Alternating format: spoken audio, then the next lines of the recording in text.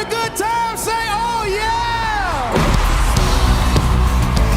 Ladies and gentlemen, welcome to the greatest show on earth. We got some of the most amazing dancers from around the world tonight.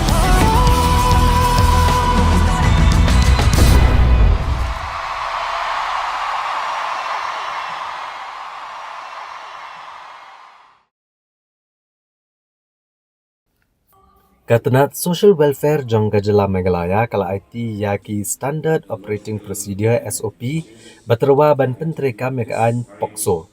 Ba banyada nak jing jong jong khakana. Badekan ila pentep du ba polengdo ubde unong ai boit jong katanat Social Welfare hadin kejing yalang haslong. Hagajunan lang kirurang ba kum ikong yamon lang siem ka agat haki sangma Superintendent ki pulit uba Vivek siem bat kiwe-kiwe. Uba poleng do ulihat ho bak SOP kidan mentah hu Advocate General jong kejela ban bishar bnia. Andalayo ekejing menjur an IT ski yang syari kam tam syaga Meghalaya High Court namar ki mukaduma benang saateng. Uba poleng do ulapen pau bak jing syong kana karang yajah kejela bat kam patlong ka an pura ha Meghalaya. Bun ki borsnong ki ong bagani kadi gerukom tenrai. Bak sarkar kepenan kami gini kejingelang ban pensotho igilat jingerap ki badan berochisngi. Ban pentip bagi kamrunar persya ki kentai bagi kena. Ki Child Protection Officer bat counselor kin penyar ki program pensutho syakitan nong kendong. We have to ensure that we work our job, that we actually see to the realization of whatever we are speaking here today. All that we see around us began as a concept, as an idea, as a thought. The chairs we sit on, the furniture around us, the whole, all that we see around us starts as an idea. But to take that idea forward, the concept has to be executed. I therefore look forward to seeing that today's deliberations will meet a logical end, which is that we take this fight for the protection of women's and children's right to their logical end. We have demonstrated as a political leadership a keen interest to ensure that we reach out and maximize the protection of women's and child's rights. The fact that the last meeting chaired by the Honorable Chief Minister, which also saw a 4-hour deliberation with a lot of you also being present, that meeting was on the 16th of October, and today, in less than a month, we are here again to take the deliberations and the plan of action forward. We start with that. We have a lot of complaints and grievances of women, and we can kind of categorize them more or less into those who seek for maintenance, many single mothers, as you're aware, and those who separated.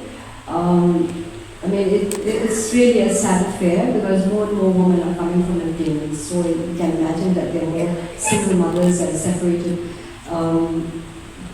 parents, and children are the ones who suffer. So then even that also can be a challenge, because many times when we try to resolve these cases of maintenance, many of the partners would say that we don't have a proper job. That is very challenging to us, because how are they going to maintain the children and to give? They say we don't have a proper job, so many of them are seasonal workers and all that. So this is one of the challenges for women. That's why we always have these awareness programs also, to try to ask women to have to be empowered enough to space the children, because the more children, the more challenging it becomes. and especially we have multiple partners also, that is an added kind of, added kind of problem for the children as well as the spouses, and for us also, actually. Another kind of cases that come to the commission relates to domestic violence, and this is something, I think it is a hidden kind of sickness that is part of our society, and I'm sure the world over, but it really bothers us because we hear, we are privy to all these the narratives of women, and we hear the abuse that goes on, the silence that women, accept this violence. It can be verbal, mental, it can be physical, but every time it's the children also who suffer. So this is something that really bothers us. But one thing that recently, there have been quite a few women that have come up, and we asked them who referred you to the commission and how did you know about it.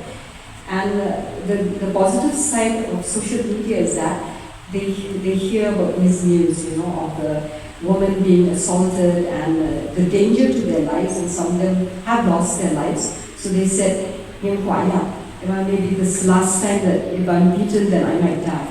So in a way, the social media has been like positive in that way, even though there's some sensationalization of the news, but it is really tragic. And just recently, as you're aware, you heard, I can share this, we went to visit a person, a woman, who was bearing a 13th child, and her husband was still beating her. So we hear a lot of these really, really very troubling kind of incidences.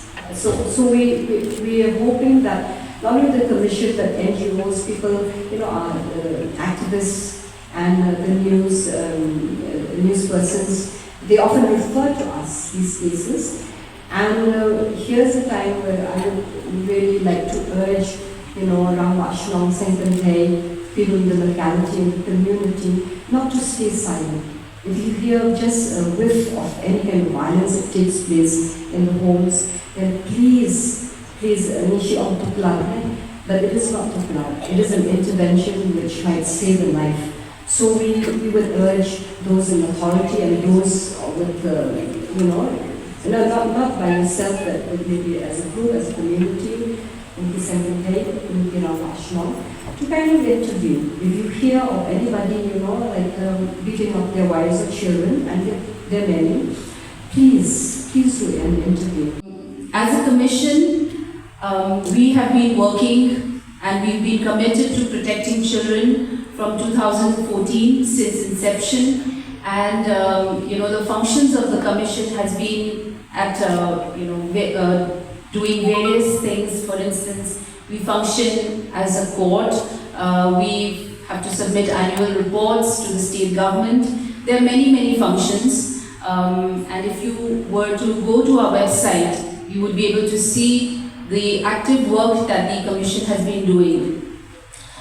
Today, I want to specifically, because this is about protection of children and women, I want to specifically focus on what, as a state commission, we have targeted in this coming year or two to really put our focus on. So, being very concise, I want to focus on two portions of the POCSO Act, which is the Section 43 of the POCSO Act, which talks about public awareness about the Act. Basically, sensitizing people, sensitizing schools, teachers and children and all various stakeholders about the provisions of the POCSO Act, the importance of knowing about safe touch, unsafe touch. So the various aspects of sexual assault and exploitation of children under the POCSO Act.